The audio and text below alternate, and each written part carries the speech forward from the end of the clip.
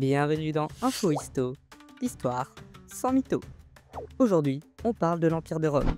Alors, on connaît avant tout les Romains pour leurs conquêtes guerrières et leurs grandes constructions comme les aqueducs ou les routes par exemple. Mais à l'apogée de sa puissance, vers le milieu du IIe siècle de notre ère, sous le règne de Trajan, l'Empire romain comptait entre 65 et 88 millions d'habitants. Alors, l'un des plus grands défis de l'époque était sans aucun doute de trouver un moyen de nourrir tout ce beau monde. C'est pour cela que le pain, facile et rapide à produire, est devenu l'aliment de base dans l'Empire. On y trouvait des pains presque tels que nous les connaissons encore aujourd'hui, avec des recettes comme celle de Caton l'Ancien dans son traité De Agricultura daté de 160 avant notre ère. On trouvait également des recettes plus surprenantes, telles que le pain Artolaganus, décrit par Athénée dans le banquet des savants. Un pain au lait, au vin et au poivre. Aujourd'hui, nous savons même à quoi ressemblaient les miches de pain de l'époque. Certaines d'entre elles sont parvenues jusqu'à nous, retrouvées pétrifiées suite à l'éruption du Vésuve dans la ville d'Herculanum, proche de Pompéi. Mais sais-tu comment l'Empire pouvait produire suffisamment de pain pour nourrir autant de personnes? Eh bien, pour cela, ils avaient développé une véritable machinerie industrielle de production de farine. Si au cœur des villes, les boulangers employaient des esclaves ou des bêtes pour faire tourner des meules de taille modeste, dans les campagnes environnantes, les Romains savaient tirer parti de l'énergie hydraulique.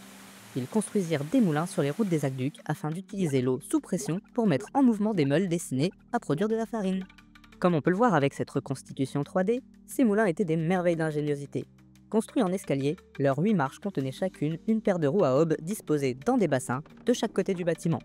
L'eau était guidée vers la roue, puis tombait dans le bassin pour s'écouler sur la roue suivante. Pour stopper la roue, un système de trappe ouvrable depuis l'intérieur du moulin était présent sur chaque guide et permettait à l'eau de s'écouler sans passer par la roue. Chacune des roues entraînait des engrenages en bois pour faire tourner des meules de pierre. Un bac disposé au-dessus de la meule contenait le grain et le laissait s'écouler vers elle.